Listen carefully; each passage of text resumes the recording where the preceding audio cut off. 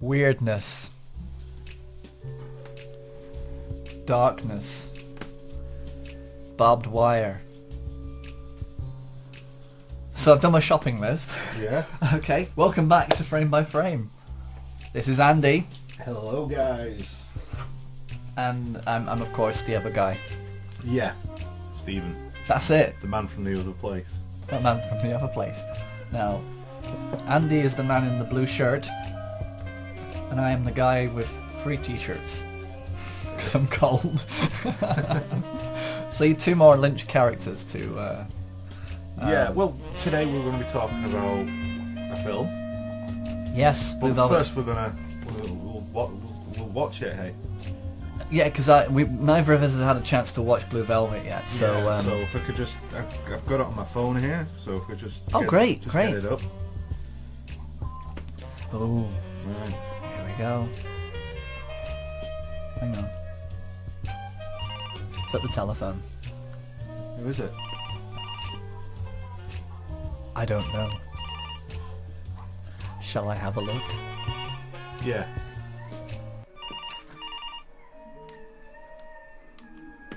Hello?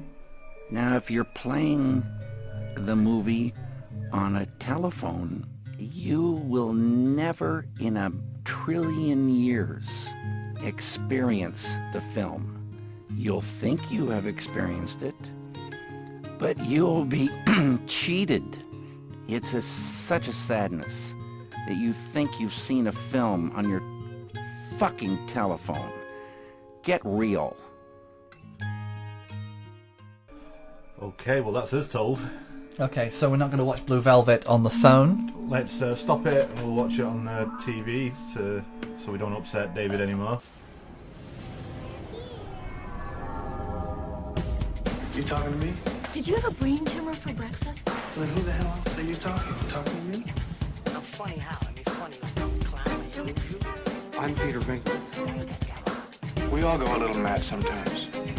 Man that doesn't spend time with his family can never be a good man. Damn! I'm kind of a big deal. First rule of my club is do not talk about my club. Yeah, baby!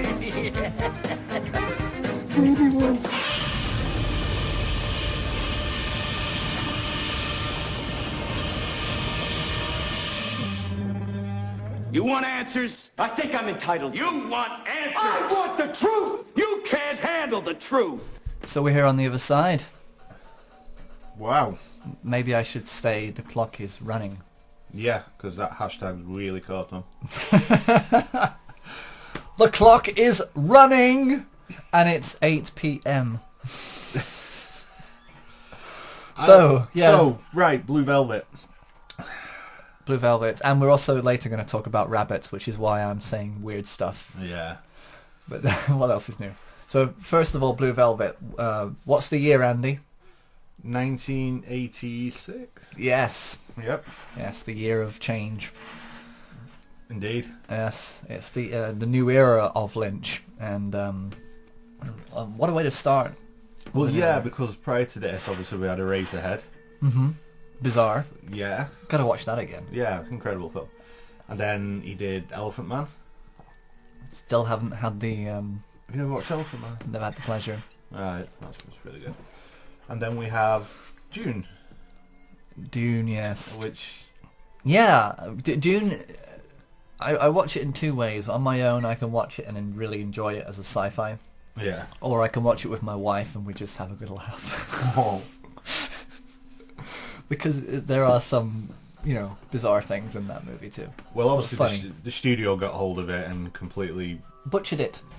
And the intro with all the...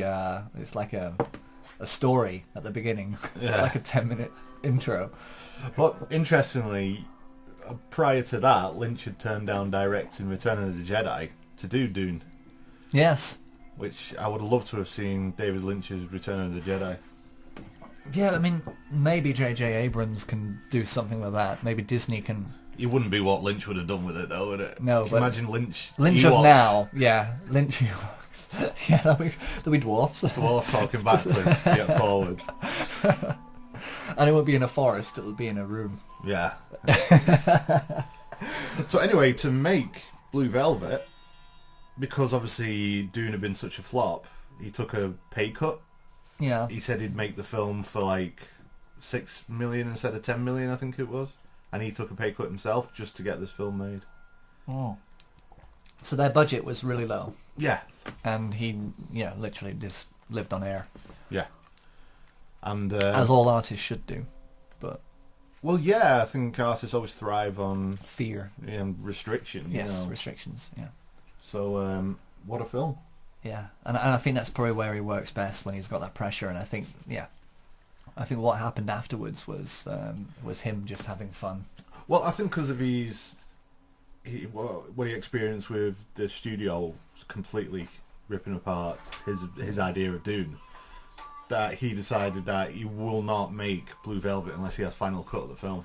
Exactly. And that's why he took a pay cut. I will take a pay cut as long as I get final cut of the film. Yeah, a lot of negotiating. Imagine that for this film he was really, really careful every step of the way. I mean, then you've got the casting. You've got, so you got Kyle MacLachlan, which obviously he met on Dune. Yes, started a friendship. Yeah, I thought I can use this guy. We got Laura Dern, which was his start of his relationship with Laura Dern as well. Yes. Because when he finds actors he likes, he stays with them, doesn't he? He uses them time and time again. And I think that's kind of the trope of many good directors who want to focus on story first. Yeah. They don't want to worry about the actors. They don't want to worry about temperament or not being able to look at a camera properly. They want people who they can rely on time after time. Yeah, yeah. And also through recommendations, who they actually are friends with, to expand that room, so to speak. The room. And I mean, he's dipped in here as well. I mean, like he did with Dune, he dipped into a lot of unusual choices for roles. Dean Stockwell was also in there. Yeah. And Dean and Dennis were pals, so that was through recommendation. Right. But of course, everybody loved Dean Stockwell. He's rock solid. He can do anything. Just put him in a movie, and he'll just act his heart out. Yeah, he's very odd in this film. He is very odd. He acts very, He likes his makeup. Yeah, in dreams. Exactly. It's all sort of linked. So, obviously we've got Isabella Rossellini. Isabella Rossellini. So it's a compelling cast. Yeah, compelling. Interesting. He wanted Helen Mirren for the part. Really? Yeah, and they were in negotiations, but she dropped out last minute, and he met Isabella Rossellini. That's kind of interesting, because he never worked with her ever. He still hasn't worked with Helen Mirren. Yeah, but he supposedly finds his people, and Yeah, exactly. But Isabella Rossellini was pretty hot at the time, and I think hang on, weren't they married for a while? They struck up a relationship after this. After this, she just split up with Martin Scorsese. Oh, of course, yes. Yeah. She's had an incredible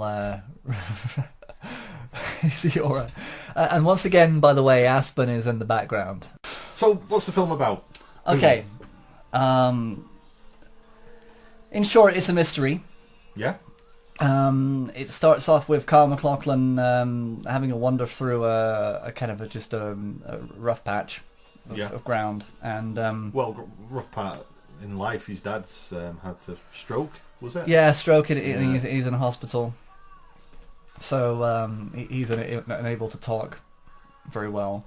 So on the way back from the hospital, he was looking. What was he looking for? Was he throwing things, or he was picking things up to? He was just throwing things. He was trying to smash that bottle, wasn't he? Yeah, trying to smash a bottle, and I think it was just a kind of there's a angst. It's one of those things where you actually are in a kind of a place emotionally. Breaking stuff is kind of a release. But anyway, instead of that, he finds an ear. Yeah. He finds an ear in the ground, and it's covered in ants, which is a feature of one of the things about Blue Velvet, is that it crawls on the ground of what's not seen and what not necessarily is normal. And finding an ear, he takes it to the police, and the police kind of start doing background checks.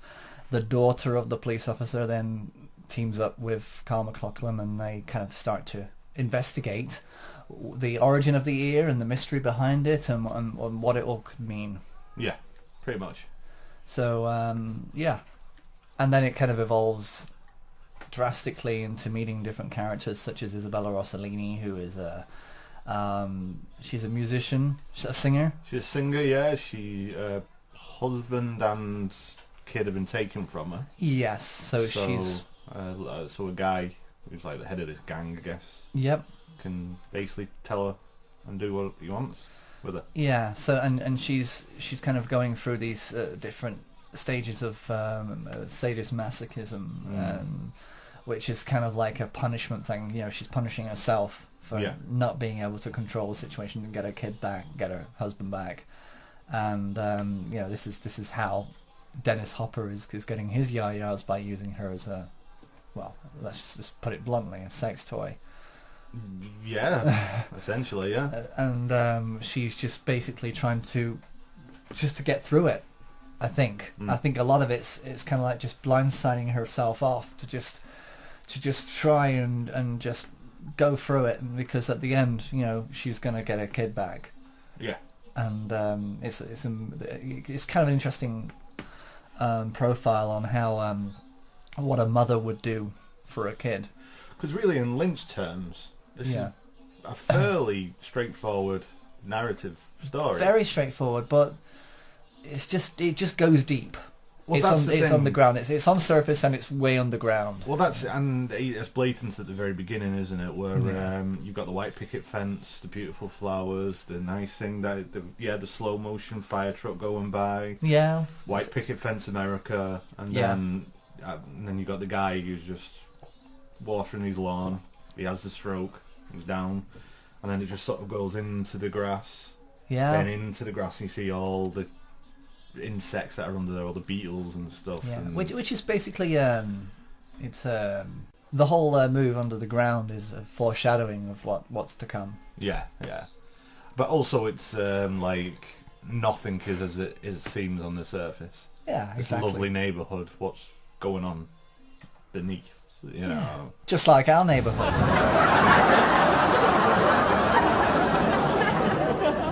So everything's in motion. Laura Dern kind of becomes the catalyst for the excitement for. After he's found the Carl McLachlan. Yeah, later on he goes back to the policeman's house. Yes, yeah. And tries to get involved in it and find out because he's really interested, but obviously he can't get involved because it's a police matter. Yeah. So as he walks out, Laura Dern's there. I think a lot of what he's doing as well is he's trying to distract himself. Yeah, I think a lot of it's a coping mechanism for dealing with his father. So I think him getting into this case, but having this fascination with this case is kind of just a distraction. Yeah, so he's upset about his dad. Yeah, which you know, and also the connection with his dad as well, because everybody knows who he is. So he probably feels as though he kind of has the ability to get more information because of sympathy vote. Yeah.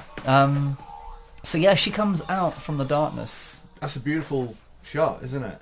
It's memorable, and in no way influenced our CAC03. Oh, absolutely not. Because I'd never actually thought about that, because I hadn't seen the movie until then. Oh, have you not seen this movie? No. I hadn't seen this movie until after that. Right. So I was quite surprised to see the emergence of a person in darkness. Yeah. But where this is kind of a literal term, ours was a metaphor. But the whole thing in that part of CAC03 is totally Lynch. It was, but a lot of it was, yeah. That's what Lynch does. It was completely stolen. No, not entirely. It was because what we were doing, I think our influences and our obsessions, of course, with the Lynchian style, it's the thing is, every single filmmaker kind of runs with that feeling anyway. You know, they run with influence. Yeah. And I think we were able to kind of hone in on our own little things. I mean, that we did subtle camera movements that we've never seen before. We did observational shots. We did the glove compartment thing. But I think I can see that what we were trying to do was something that was on that level. And I think that everything that we could possibly do is going to have some sort of influence with David Lynch. I can't imagine not making something with that, because he's such a strong film. He is film. He is just. Did you say he's one of? He's definitely one of, but is he the most important director to emerge out the 80s and 90s?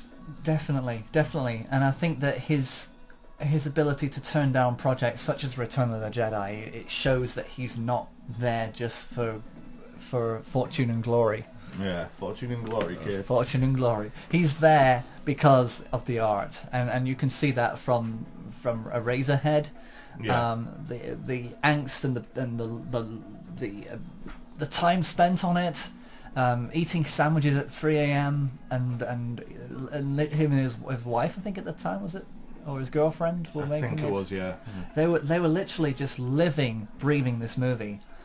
I tell you, if we could have that here, that would be a dream come true. Yeah, you know, absolutely. that would be amazing.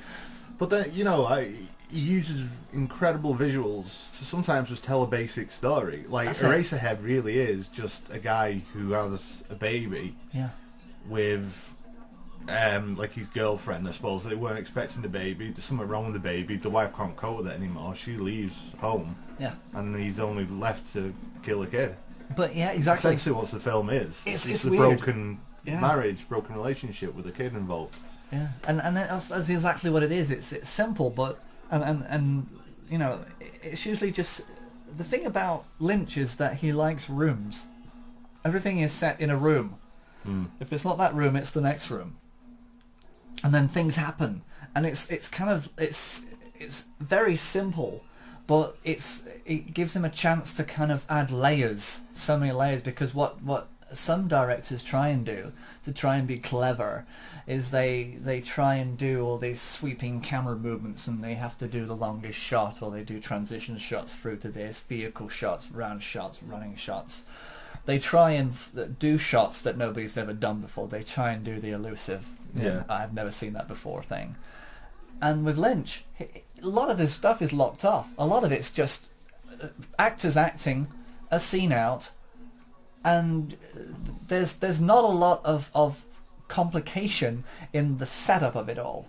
It's just players meeting with players, talking to each other, something happens, think the story evolves. But what he does is so incredibly genius, is that he uses that little blocked off shot and he fills it with every single corner has a meaning. Every single light, shadow, piece of equipment, furniture, the shape of a clock, everything has a meaning. Yeah. Even though when you look at it, you could just say, "Oh, it's just a basic room." There's nothing, you know. But there's always so much thought into every single. Absolutely, and I think a lot of the time it's forcing you to stare into something you'd want to stare away from. Yeah, true. So you're staring it right in the eye, and he leaves it for you to keep on watching. That's how his films sort of get into you. You know what I mean? Yeah.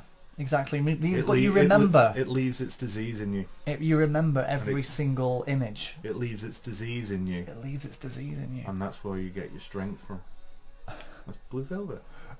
That's what she says when he's, Anyway. Is that when she's being cut, or...? No, that's after her and Kyle's. Yeah. Jeffrey? Yeah. It's Jeffrey in the film, isn't he? Jeffrey. Yeah. Jeffrey, yeah. When they've had sex. And she's like, "You've left your disease is still in me, and that's where it gives me strength." It's incredible, isn't it? It's incredible. Wow. But simple things become, hauntingly. Well, this is what I said before we started this. It's like you watch a Lynch film different than you watch anything else. Yeah. Because even like Lars von Trier and stuff like that are very sort of kind of surreal filmmakers in a sense.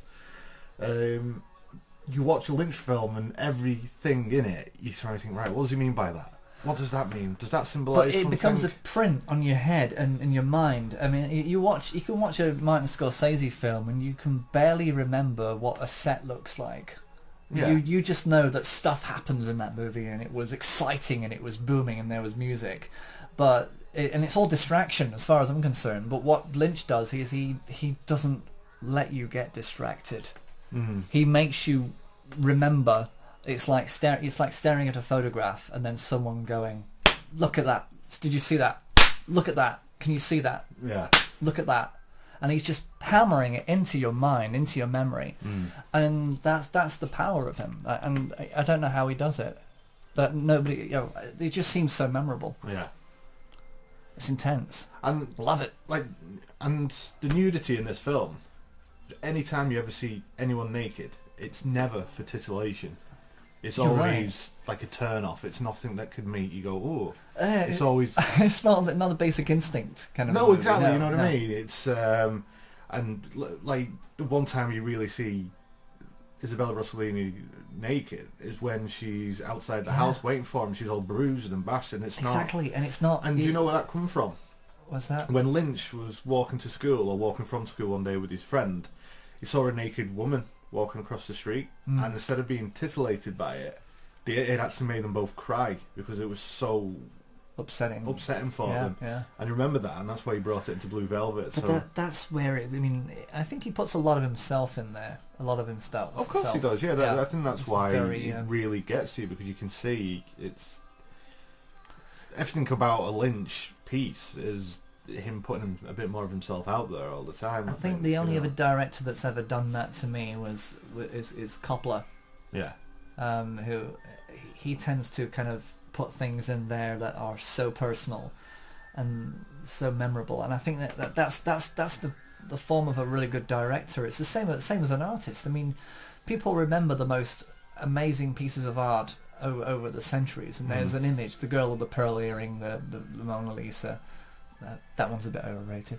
The Sistine Chapel, the touching fingers of Michelangelo, or whatever that is. Yeah. I don't know what it is. That's what it's called, the touching finger. Again, though, a line in this film, Van Gogh gets mentioned, doesn't it? Yeah? Yeah, I forgot the line. I did it as a... You stay alive, baby. Do it for Van Gogh. That's the line. Nice. Not sure what it means, but there we go. So with Blue Velvet, it's it gets under your skin. I watched it with Catherine the last time I watched it, Yeah. and she seemed okay with it, especially the humour in the beginning with Laura Dern and Carl McLaughlin when they're trying to get information about the woman. When they're trying to get information about and they decide to go in as bug he goes in as a bug guy. Yeah. That's right. That's quite interesting. I 'Cause love that. All those bits are very... it's like on purpose, it's very cheesy detective. Yeah. It's on purpose. Exactly. It's meant to detract you from what's about to come. Even the way they act is a little bit cheesy and a little bit... Yeah, because it softens the blow. It kind of makes it easier and then the contrast is so extreme. Exactly. 'Cause Once, yeah. Again, it's about getting under, isn't it? Getting beneath. The Yeah. moment... Start on the surface and you work with Yeah. So everything's exciting, but the moment he gets into the cupboard, that's when it all changes. Yeah, yeah. So he's in the cupboard and he's watching Dorothy Valens. Yeah. I think it's Dorothy. That'll do. Yeah, he's watching her get, essentially get changed and stuff. And, Yes. and she catches him in there. But instead of get out, what are you doing? She makes him take his clothes off. And then this was I could see the change in Catherine when we were watching this. Yeah. And when that happened, and she goes, "What? Why is she doing that? She doesn't know him." I'm like, yeah.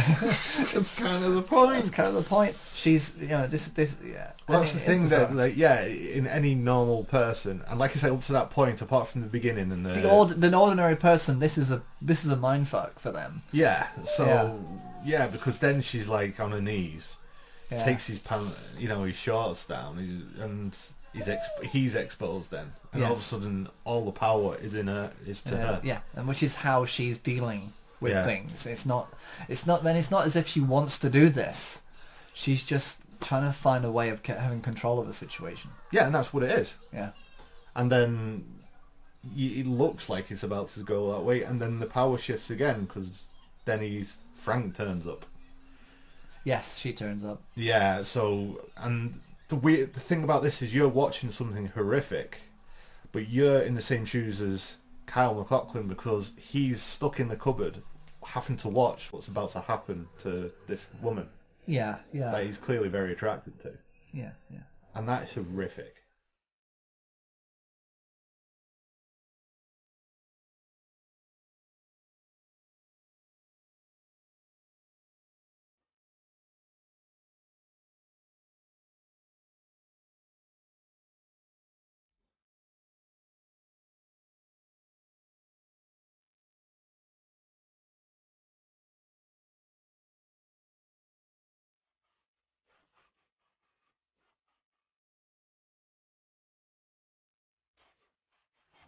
Yeah, to actually see it all and to kind of react to it as well, and by just hiding in the cupboard.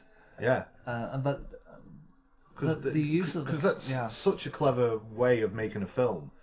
Yeah. Is to essentially be him stuck in that cupboard, having to watch what's about to happen to her, and powerless to do anything about it. And that's why it makes it so compelling. Yeah, and that's so why it makes it shocking. You can't walk away from the situation because you, like you say, because you are in Kyle MacLachlan's shoes. Yeah. You don't feel as though you can let it go, and that's the mark of a good character.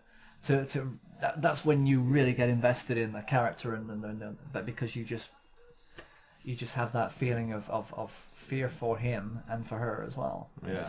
It's a very strong visual. Loved it. So yeah, our first introduction to Frank then. Yes, Frank comes in. And yeah, well, that was what I was going to say. There's an awful lot of "don't look at me" in it. When Kyle looks at Isabel, it's like, "Don't look at me, look away," you know. And then when she looks at Frank's like, "Don't look at me, you fuck," you know, and all that. Yeah. That means something. Not being able to look at someone. Because it's about the gaze, female gaze, looking like. Okay, so you said it before that the idea of nakedness is kind of like you're drawn to it because you're gazing in wonderment, usually in titillation. But everything is kind of the opposite here. So the one thing that you have when you're actually intimate with somebody is you look at them. You want to look and enjoy and everything. And the whole idea of not looking, well, it's pushing and subverting everything. Yeah, well, I don't think as much as not looking at the bodies. It's like you're not looking into their eyes. It's the soul. Yeah. It's like I don't want you to see me. Yeah. I hate myself. I'm this isn't me here. This isn't me right now. If you start looking into the camera of my eyes, then you're going to destroy me. Yeah. Yeah. I'm not going to let that happen. Yeah. But what a awful character Frank Booth is. He is, and it amazes me how Dennis Hopper or character actors. He is a character actor like that, can actually get so close to these characters. Yeah. So deeply close to them, and to not get lost in that. Like famously, Dennis Hopper rung Lynch up and said, "I am Frank Booth. It is me. That is me. I need to play that character. I am Frank Booth." You know. David was in North Carolina. I called him on the phone, and I said, "I know we haven't met, but don't worry, because I am Frank Booth," which he seemed to be very thrilled about hearing. And then I understand he got off the phone and he told Isabella and Kyle, he said, "Oh my God, I just talked to Dennis Hopper." And he said, "Don't worry about Frank Booth. I am Frank Booth." He said, "That's great for the picture, but how are we going to have lunch with him?" I was caught in a bind because I didn't want to know anybody like that. And yet, for the film, I had to have that person. And how was it to direct Frank? It was great. Dennis was Frank, but he was also somebody else, too. So it worked out, extremely well. He's so straight, it's very difficult to think that he has such a twisted, sick mind. Our dear David. And Lynch talks so... Okay. Yeah, exactly. He's such a delicate... Eloquent. Yeah, guy, and he's like, "Okay, Dennis, yeah, all right, if you think you're that person." If you think you're that person, then I'll see what I can do. Yeah, exactly, And I'm going to go and transcendentationally meditate. All those words. It was a good choice. And he's terrifying. He's terrifying. Yeah. Absolutely. Imagine if he lived on our estate. God. Yeah, hey neighbour. Hi neighbour. Go for a joyride, neighbour. Come on, get in my car. They initially tried helium with that. But now we just... Yeah, he said it would have been ridiculous. Save that for Twin Peaks. Yeah. So, yeah. Yeah. And that whole scene... And again, it's strange where he punches her in the face for looking at him, and then she turns her head back and she's smiling.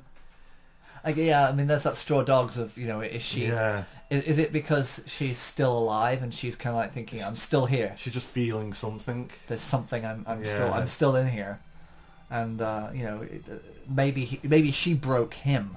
in that moment, because he was the one who said, "Don't look at me," as if, "Don't look into my soul, don't try and break me," because in a way he's so messed up that it's like everybody has a vulnerable point, everybody has a soft point that could just destroy them in any moment. And I think that she kind of knew where it was. She kind of knows that there's a man in there that she could control and manipulate. Maybe she's just kind of realizing what it is that she can, how it is that she's going to get through it all. I don't know. It's weird, but it's funny because nothing's really talked about the son and about her son. It's not really a thread through the movie. No, so much. It's just. I suppose it's the only reason why she's putting up with what she's putting up with, because he's got her son. Yeah. But why? Why does he have her? Why does he have the son? We don't know. It's part of the ambiguity of Lynch, you know. Why would that be? But then I suppose that's not really what's important, isn't it? Well, I suppose it for is her, for her character. World. It is, but as the story is, we're just seeing like a little glimpse of time, a little passage of time where Carl McLachlan stumbles upon this and then gets himself in too deep. Yeah, which is quite brave, because you don't see the kidnapping. No. You only see the aftermath when they're reunited at the end. Yeah, you don't see her husband's ear get cut off. No. And he's in there when we find him later. Yeah, at the very end. Yeah, which is that's the scene that stays with me the most. The very ending. Yeah, when he goes in and he sees the guy, the cop in the yellow. Yeah. Standing there. Is he a cop? Yeah, he's a crooked cop, and he's got like a bit of brain. Yeah, but he's just standing there. It's like one of those subdural hematoma patients where they operate on the brain to a point where he's actually still able to just stand up. Yeah. He still has complete control over his muscles and his body, and yet he's just standing there. And it's bizarre. It's like the choices made in this movie are astonishing. Why? Yeah. Why not? You know, the easiest thing to do was to just lie him on the ground and make him look dead. But stand him up. What a headbutt. Yeah. Yeah, but he's not quite dead, is he? He's just sort of, He's on the edge. He's on the edge, but he's just stood there with the radio on him, isn't he? Yeah, exactly. And the whole radio is the reason why Carl McLachlan's able to get ahead of him. Get and hide in the closet again. Hide in the closet again, and then surprise him. But it's quite funny how that evolved, because you're kind of really with him then. You're really excited and you think, yes. But then the problem is that he stays in the closet for such a long time. There's such a tension building there, and you're kind of like, come on, go! He's in the room now. Just go. Just don't. Just leave. Just leave. Yeah. Just get out of there. Well, when he goes into that room, he runs in and gets the copper's gun, doesn't he? And then he hides back in, and he's got the. Yeah. And he's waiting. He's waiting. What a film! And my wife was destroyed at the end of it. She was like, was she? She was. Yeah, she's like. She's all happy at the end. She hated it, but she couldn't keep her eyes off it. Yeah. That's the thing about it. I mean, and afterwards I said, "That's great. Do you want to watch another one? I'm going to watch Videodrome now. Do you want to watch that?" She goes, "What's Videodrome?" I said, "She actually don't want to ask. I'm going up to bed." It's like, I love her to watch these movies because, in a way, it's like Lost Highway. Yeah. Which is the film that follows after Twin Peaks, isn't it? Yeah. Because he has quite a break between films to do Twin Peaks. Yeah, it was good because was Lost Highway like 88 maybe? No, 92, 93. Well, Twin Peaks Fire Walk was made in 92. Right, so it must be 94, 95. Right. It was definitely in the era of when I was watching Barry Norman's film, which was after 93 onwards, because I just remember it coming out and the picture of the road and that kind of like, well, that looks interesting. That looks. Who is David Lynch? I don't even know who he is. I have no idea. But yeah, I mean, Blue Velvet was such a milestone movie for him because it really did pan out the future of all the films and the reason why we're able to talk about such great films such as Lost Highway, Mulholland Drive. Yeah, legendary. I hope he never stops. Well, he's doing Twin Peaks at the minute. I know. Isn't that exciting? It is. I'm nervous. Oh yeah. Yeah. You're anxious, and X-Files as well is coming through as well, and it's like so many good things to look forward to next year. Yeah. Oh my God. So we'll keep this podcast going until at least next year. Maybe. Yeah. We're not gonna. Do you know what? We're gonna have the day, I think, for that. Yeah. When absolutely. those both come out, it's gonna be one heck of a podcast talk. Yeah. So, are you happy with Blue Velvet? Is there anything that bothers you about the film? Not necessarily. No, absolutely not. Great joyride. That was a frightening thing. Yeah, and again, it's all Lynch is just so good with like soundscapes and light and dark and stuff, you know. And you never see where they're driving to or anything. You just keep seeing the lights going over Kyle's face and stuff, and yeah, it's just so horrible. But we should talk about when they go to Dean Stockwell's apartment. Oh yeah. Which it's quite interesting because there's a lot of background story there in relation to In Dreams and the Roy Orbison soundtrack that kind of crept in there. And it's just such a striking scene, isn't it? When Dean Stockwell starts singing, miming to In Dreams, and then you're just seeing Dennis Hopper's face, Frank Bruce's face. Getting off on it. Yeah, well, at first he's like getting really upset, and you know it's really affecting him, and he starts to get angry again, doesn't he, and furious, and then he's like, right, turn it off. But the funny thing is, you know, when after the joyride, and they arrive in that apartment where there's an old lady there who's kind of like a quaint little old lady, and all of a sudden I felt safe. Really? I thought, oh, thank God. I mean, usually criminals like that, they take them to dank, dark underground subway stations or something like that, or somewhere where an old, burnt out factory or something, and then they have the whole killing thing. You kind of think that's what it's going to lead to, that he's going to be brutally murdered, or but everything that you think is horrific, they take him to this apartment. And there's this quaint little old lady and this kind of a homely kind of a family just having a little bit of a party, a bit of a get together. Yeah. And I felt safe. I felt, Carl's going to get out of this easy. There's a little old lady there. You can just hide behind her, and she'll just slap Dennis with a handbag, and Dennis will say, "I'm sorry." I felt safe until Dean Stockwell came out in his full makeup, and I thought, oh no. Then I thought, well, the little old lady doesn't really have a chance of helping Kyle here. He's just so bizarre the way the way he portrays that character. Reminds me of Lost Highway, the guy at the party. Yeah, the guy with the pale face. Yeah, pale face man.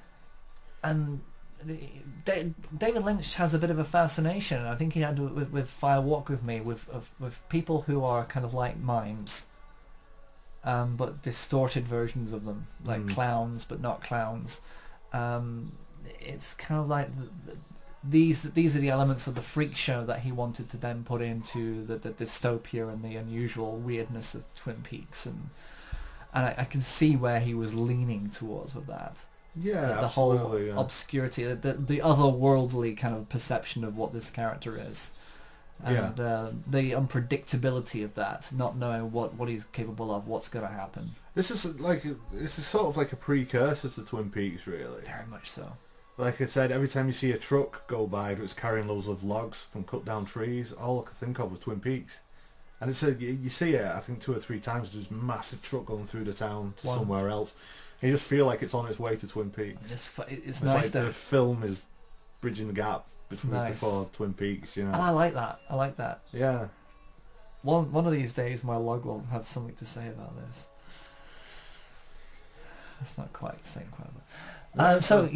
Who's the lady with the log? Oh, we call her log lady. But that's perfect. I mean, he likes to have characters that don't have names, but they are named purely as a label depending on what they look like. Yeah, well, I'm pretty sure that guy out of Lost Highway is called the Pale Face Man. I'm pretty sure that's his. The Pale Face Man, or yeah, exactly. So In Dreams originally was supposed to be sung by Dennis Hopper. Right. Dennis Hopper was supposed to have that number, and he took it home and he sang. He learnt all the lyrics and learnt the song with Dean Stockwell. at the same time to help him out. And what happened was during rehearsal, Dennis Hopper started to sing in dreams. And then all of a sudden Dean Stockwell came out from the side of another microphone, much to David Lynch's surprise. He wasn't expecting this. And then all of a sudden, Frank Booth starts to react to Dean Stockwell in that emotional way, as if no, he's got it, let him do it. And I was like, really, he just went into that character. David Lynch sat there and saw this as Dean Stockwell just completely nailed the song. And he goes, that's it, this is what I want in my movie, this is perfect, you guys have got it. And I said, so obviously it was manipulation, because it's like Dean really wanted to sing this song. Yeah. And he decided that he was going to do it. And Dennis said, yeah, go on, you do it. You have this. So it was really good that they were actually able to have that freedom. And I think David Lynch has relaxed a lot more since Blue Velvet, because he's able to let his actors do things that he didn't expect. Because you kind of expect Lynch to be quite a control freak when it comes to every single thing being exactly what's in his mind. But a lot of it is, art is free and it's open to expression. I'm pretty sure, he'll have in his head exactly what he wants to happen, but if on set something else happens, I'm sure he'll run with that. That's what artists do. Which I think is an incredible freeing thing that he's, and that's why, again, he's so successful, because he does let people just feel out the characters. But then he's not done a whole bunch of films, has he? He hasn't done that many. The best ones don't. I mean, I think prolific directors tend to just kind of do so many films that they how can you get invested in anything? Well, he does so much. Some of the other things, he has his art, his music. He has his funnily enough, masterclass as well. Yeah, well, I've got his album, Crazy Clown Time, and I put it on at the shop. Yeah, to play it on in the shop? Yeah, and one of the customers asked me to turn it off because it was scaring them. Wow. Because it is it's ambient but industrial, and it's like he's filmed to get some of the... That's what I want, a striking image in Blue Velvet.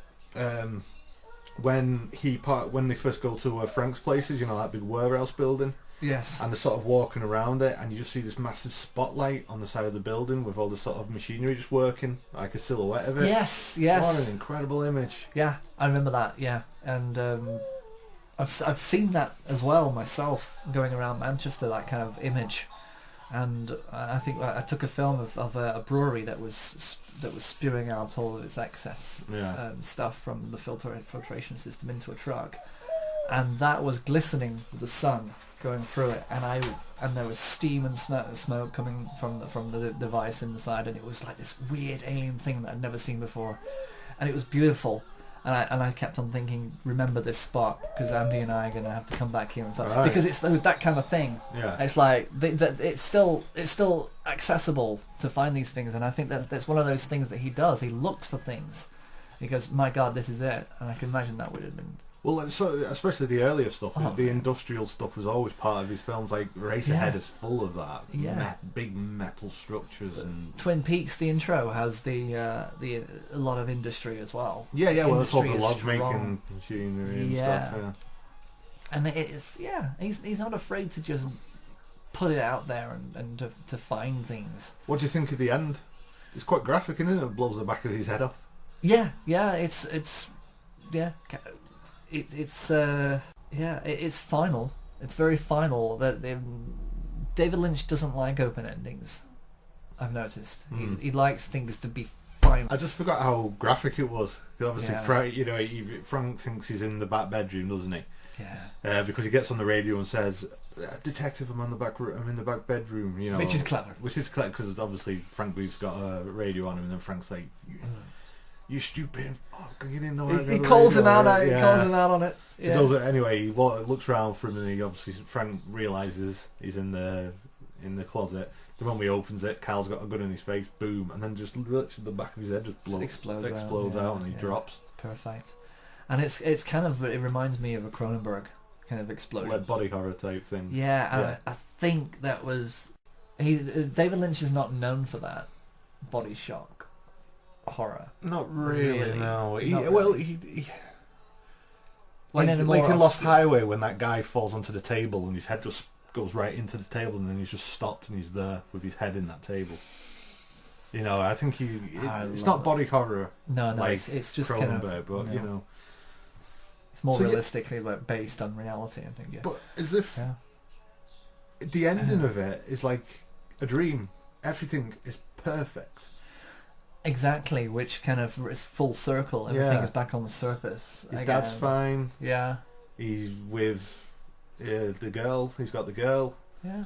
And you know, when he's sat in the garden, he's just looking up at that bird chirping, he just smiles. It's just that everything. And his facts are just beautiful.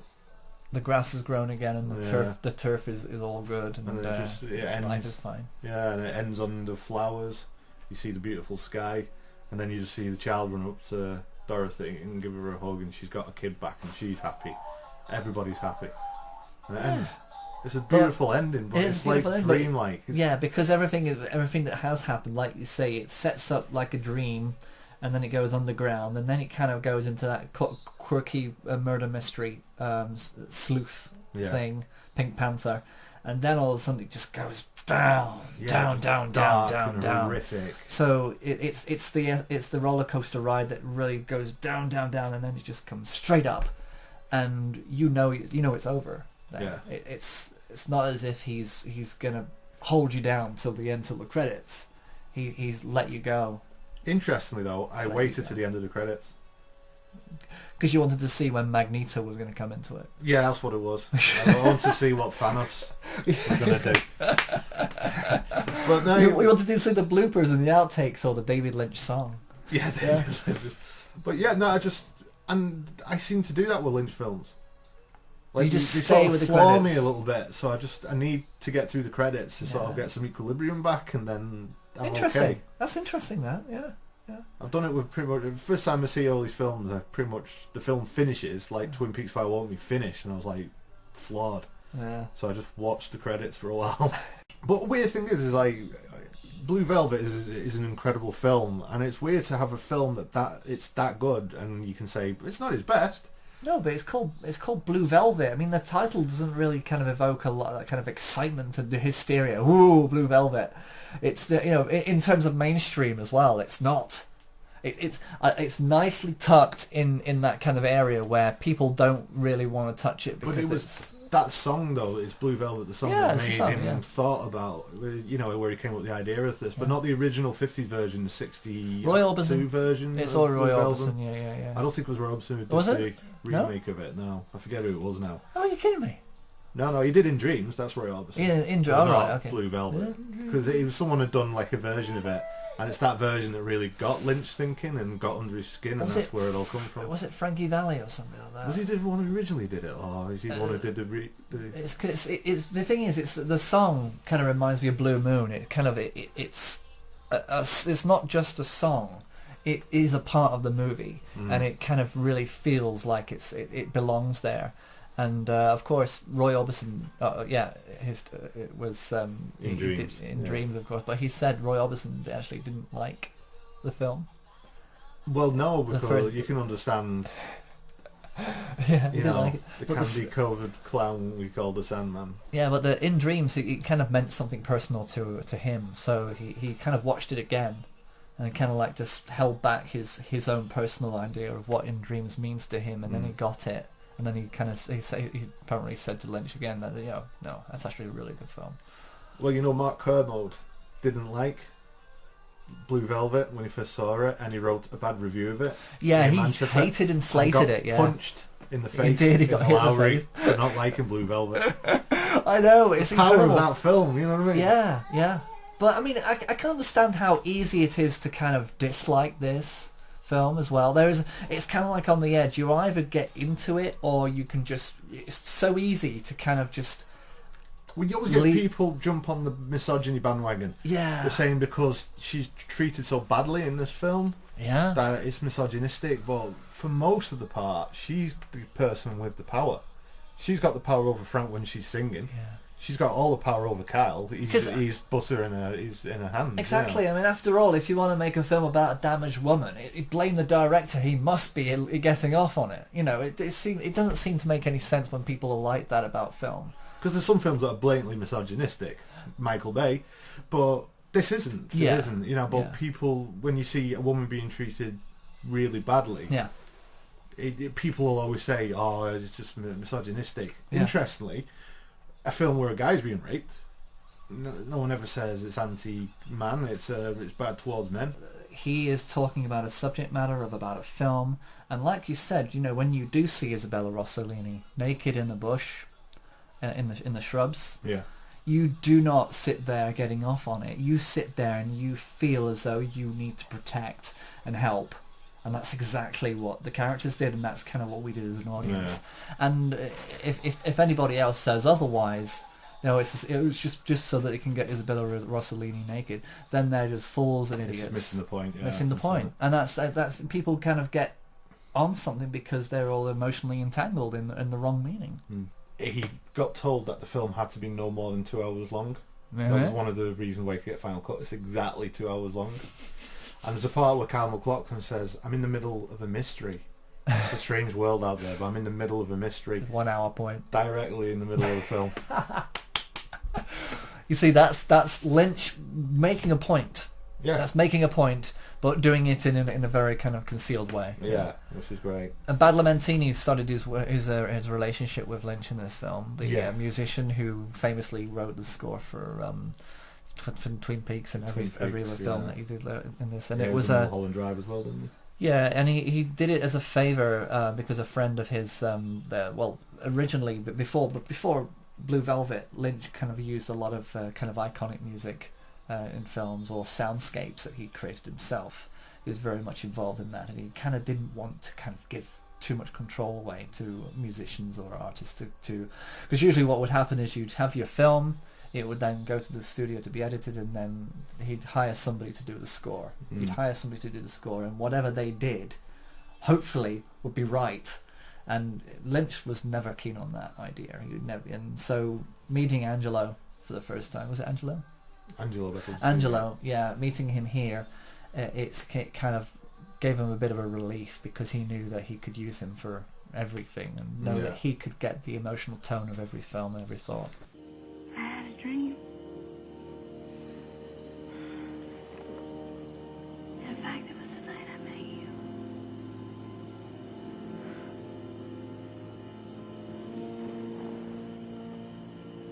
In the dream, there was our world, and the world was dark because there weren't any robins, and the robins represented love. And for the longest time, there was just this darkness. And all of a sudden, thousands of robins were set free. And they flew down and brought this blinding light of love. And it seemed like that love would be the only thing that would make any difference. And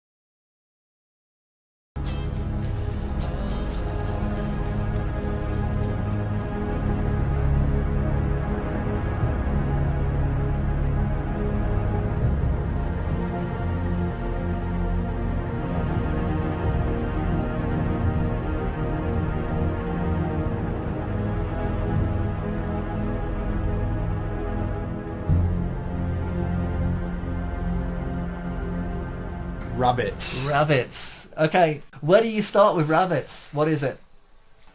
Okay, I would definitely say it's a satire against sitcoms. Or not against, but a satire on a satire on sitcoms, that's true, yeah. It began as a series of 8 or 9 episodes that David Lynch posted on his own website. Yeah. And it was kind of like just it was just a side project, really, wasn't it? It was nothing to it. It was an exhibition of. Yeah, well, you'd like to say put it in. They're in Inland Empire, aren't they? They're like a sitcom in the background of Inland Empire. Yeah, yeah. I'm not sure if it was made just for that or because he made Rabbits. Because I'm quite surprised Naomi Watts is in it, because I had a feeling that Naomi Watts couldn't stand Lynch after what he made her do. When was Rabbits made? 2002. The thing is, I wonder if the whole Mulholland Drive thing about her being somewhat abused under the role and kind of forced to do things that she didn't necessarily want to do. I think that hype sells a movie, and I think that sometimes negative hype I think Naomi Watts is difficult to work with a little bit as quite well. Possibly, yes, but it didn't do any damage. Did you ever? Not this what put her on the map, really. Yeah. Because before this, she was in Tango. She was the black-haired girl in Tango, yeah. With Laurie Petty. But it didn't do any harm to the press to say that she had difficulty with Lynch, and Lynch said with her, same with her. But maybe this was just one of those things where she kind of realised maybe that what had happened. But by that time, that story had already gone. It's kind of like, you know, sometimes a little slice in your life, like if you had a disagreement with somebody one week and then for about 2 years you kind of just get over it and you just carry on working with each other. Yeah. But because that story was so profound and everybody liked to weave it in and out of every single narrative discussion regarding Mulholland Drive, that it kind of just lives on as a conflict. Yeah. So I think that, you know, sometimes adults get over things and they move on and they like to continue to work, but at least in this one she was under no fear of being of doing anything that she didn't want to do. Well, there doesn't appear to be a narrative. No. A lot of people speculate that because they say things in a very discordant way, and a lot of people think if you took the whole script and then jumbled it up, there's the sense there it's as if he had a script written and then he just jumbled it up. Yeah. So there are talking it's a mythology, to each other. but yet nobody. Because I had a look on the internet because I thought about that. I thought, I bet you somebody out there has done a reassemble of the script, or a complete re-edit. But you'd literally have to take every single phrase, fill your room up with it on the wall, and then just kind of jumble it all up. It would send you insane. It'd be like finding the Zodiac killer. Yeah.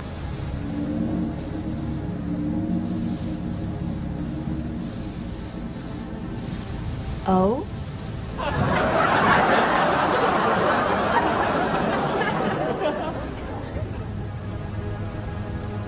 It must be after 7 p.m.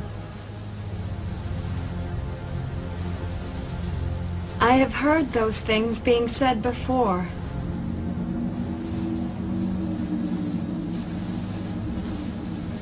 I will bet you are both wondering.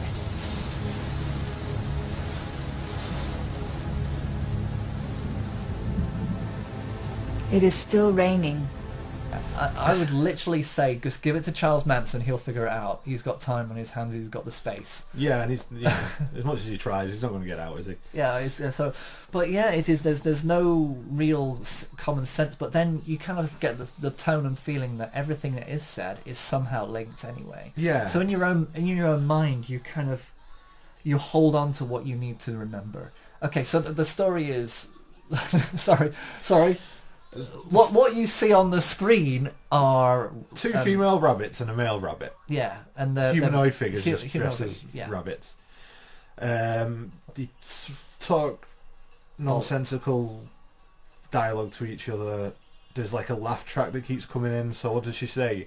What time is it? And then a massive laugh, and then there's the cheering, and there's the whole the sitcom trope of whenever a character enters a scene, there's a big clap and cheer. It's but nothing happens until the clapping stops. Then they carry on, and then and then they sort of walk and then just sit down, and then they could be sat down. That's the fourth wall relationship there. Yeah, and then they could be sat down saying weird stuff, and then he'll stand up and then sit back down again. Yeah, that's it. The only thing all three of them have in common is that soliloquy that they sort of say. They go to the front of the stage and give this poetry thing, which each one adds a little bit more. Yeah, it kind of rhymes, but it builds, and that's the only kind of line that you can draw on the graph to say that there is some sort of an evolution in the storyline. And it's about barbed wire burning, and of course the two eyes of Satan, and there's a lot of references to hell, and which is kind of okay. It's that ambient soundtrack to it. It's just gets under your skin. It does, and it's relentless. It's brilliant. So I watched the whole lot, the whole 45 minutes, just straight I through. watched it 3 times. Oh man. And I'm fine. Look at me, I'm okay. Yeah, okay. That blood bubble in your nose. But there's the burning in the wall. There's the burn. Yeah. Burn, and electricity is kind of a theme as well. And interesting. After they give that soliloquy, they fade out. Yeah. Well, they fade out because there's actually 4 episodes here. No, I don't mean the thing fades out. They disappear. Oh, they fade out. They fade out, but you still. So it's like what's real all the time. Yeah. Because the stage is real, and he just gives this big talk, and then he just disappears. So yeah, it's one of those things where it's definitely an art piece. Yeah. Oh God. Yeah. It's not supposed to be there on mainstream television once a week to be enjoyed. The tropes are all there for sitcom. Yeah. That's definitely. I mean, at the end, they kind of all huddle on the couch. Yeah, that's like the end where they all come to. It's like the end of a Cosby Show. Yeah, which kind of makes it a bit disturbing reference these days. But well, yeah, but you know, maybe it's what happens in. But like towards the end, there's that freaky thing where you hear a scream, and then the door just opens by itself. Yeah. Very slowly. And what is the devil thing? What is it? And you can't understand what it's saying, can you? A lot of people kind of allude to the idea that this is something to do with hell. I mean, there's a lot of theories, and this is the beautiful thing about this, is that it's all about interpretation. Yeah. What we are saying on this in terms of a review, we can't really review this. No. But we can kind of tell you what we see and what we think and what other people have been suggesting. That this is actually a reference to hell, and that these characters are actually in purgatory or in some sort of a hell. And that's maybe a kind of an idea of that sitcoms, that characters in a sitcoms are all kind of like locked in this eternal hell themselves, because they're just characters in a film, in a series. None of them go to work. None of them actually have jobs. They just go around doing the most mundane details. You don't know, because he sort of comes back from somewhere, doesn't he? And you assume he's come back from work. But we never know. The characters in sitcoms, they always come back from work, but they're never actually living a life of work. They don't have breakfast and go out, and they always seem to be at home pretty much all the time. In this, and no matter what time of day or what day it is, they're always kind of just appearing. They're arriving in their home. So maybe that's kind of the idea that sitcoms represent a kind of a hellish reality where you literally just stuck in this box, and this is it. You're just going to repeat life over and over and over and over and over. Just doing things that make people laugh, but none of the actual lines that bring about the laugh track are actually funny. It's funnier than anything in The Big Bang Theory. Funnier than it is currently, to the point where it's ridiculously unfunny. The other theories are that they're actually dead, that they're ghosts, right, and that they're just kind of incarnate spirits that just inhabit this room. And they just kind of repeat parts of their lives that, maybe it's because I watched it 3 times that I kind of get the idea of repetition. That they just live in this kind of a purgatory, and the guy in the green suit, the man in the green suit, talk about is the living person who they're aware of, right, and that we don't see because. Don't think I got that from it. That was another theory. Yeah, I don't think I got that from that. Yeah, it's just. I definitely took the satire on the sitcom. Yeah, that's that. Obviously, it's obviously there. It's just a strange. I find it really freaky. Yeah, I think you find really anything weird. that you can't understand. It has to be kind of a freakiness to it. Yeah, things you don't understand, because the thing is, we like to kind of solve problems. We like to solve mysteries. And that's why art is generally, interpretive art especially, surrealism, is way out there in terms of getting people buzzed about things and making them question it and getting them to discuss it over and over again and come up with endless theories. And this is what this is. It's an incredible piece of art that has brought about a lot of debate, but through critical acclaim. I think people are afraid to say that it's rubbish. Yeah, because if you say it's rubbish, that means you don't get it. You don't get it, but Which then it's hard to get it. There's nothing to get, and I think that you can't be afraid to say that you get what you want to get from it. You can't just blanket canvas everybody with the same ideal. What you get from it is what you get from it, and I think if I ever watched it again, which I probably will, because I think the last time, do you remember when we watched this, was it last year? Yeah, because it gives the idea to write a similar piece. To do some surrealist theatre, which we've written but haven't performed yet. No. Which kind of goes on our let's wait until the boy goes to school. Yeah, list. We're going to have so many projects to get onto. I know. Yeah. It's like we've got surreal shorts, we've got a sequel to CA03 that we want to work on, some short films. And that's not something visual. I've literally bought a pair of surreal shorts. I'm going to wear. Work on a few shorts. There would not be a short. A short about shorts. A short about shorts. Yeah. The short shorts. Short shorts. So, I'm quite happy with what A Rabbit's is. I'm just glad it's out there because it does kind of inspire you. It does, and I think because it's just one locked off camera the whole time. Yeah. No movement in camera. The only difference is the difference in light.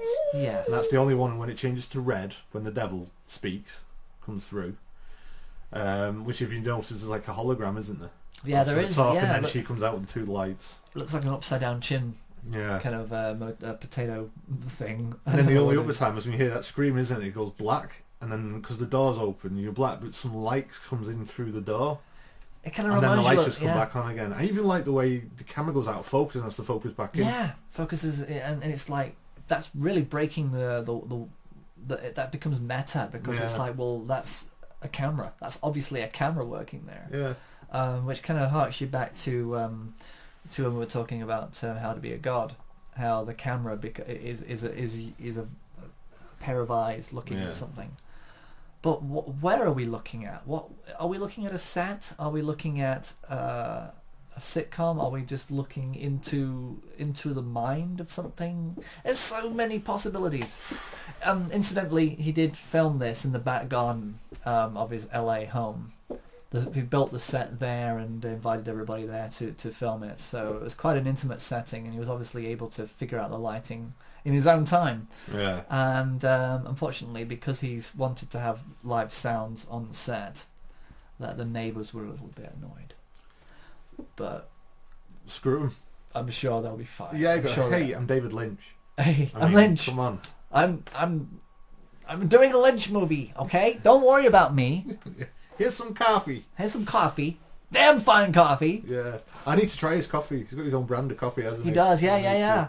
I think I think he can just live on Lynch. I think he should just bring his own lifestyle house. You know, it's like you can buy transcendental meditation. Yeah. You should be able to buy an already fully furnished Lynch house, full of Lynch food and Lynch drink and a bookshelf of all of his movies. You know the secret. What a hotel! Yeah, you know the secret cinema. Have you heard of that? No. It's really expensive, but it's like the most immersive experience. Like they've done a secret cinema of Empire Strikes Back, and it's like walking into the set. You know, it's cold and there's snow everywhere, and then you watch the film and you're at similar. I love immersive cinema because I don't know why they call it secret cinema because everyone knows about it. But yeah, I mean, I'd love a secret cinema Lynch. That's why I like at Halloween. I love the idea of opening up the cabin there and just having horror movies, just playing horror movies through on a projector. Yeah. Whilst trick or treaters keep coming around. That'd be great. And I've done immersive cinema accidentally as well. Whilst watching 13 Days about the Cuban Missile Crisis, I watched that whilst flying over Russia. I remember you saying, yeah. And that's the kind of thing that I like to play with. When it happens, you will know it.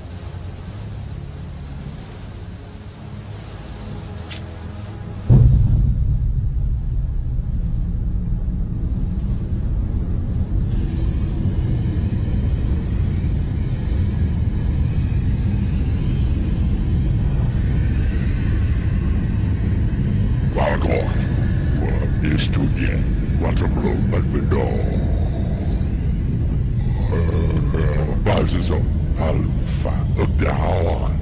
Stars.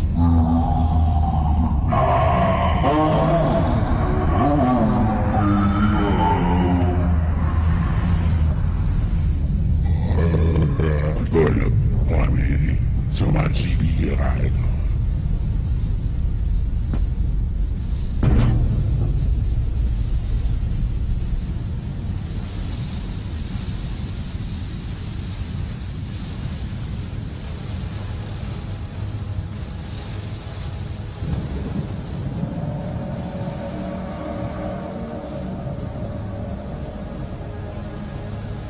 Yeah, so, yeah, Blue Velvet, incredible. And rabbits. Rabbits. It's whatever you want it to be. It's whatever you want it to be. It's a strange world.